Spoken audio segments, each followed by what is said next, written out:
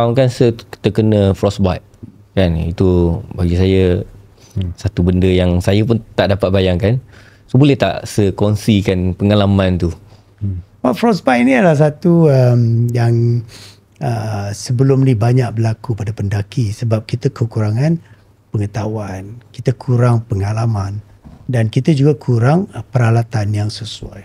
Ya, jadi kebanyakan kita akan meletakkan diri kita untuk menghadapi cabaran ini. Dan kebetulan bila kita berada di 8,000 meter, 8,500 meter, oksigen kita akan berkurangan. Kita terpaksa berdikari dengan mengurangkan jumlah oksigen yang kita gunakan tu.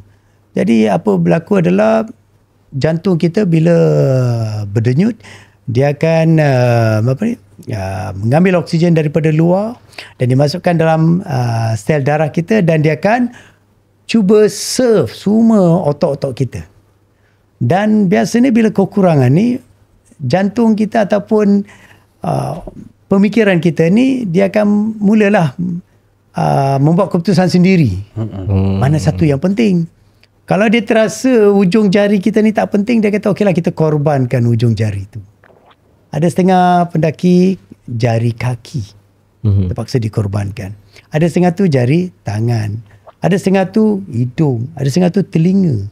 So kebanyakan pendaki-pendaki profesional kalau tengok dia tak ada saja kesilapan yang kita lakukan dan ada saja yang kehilangan.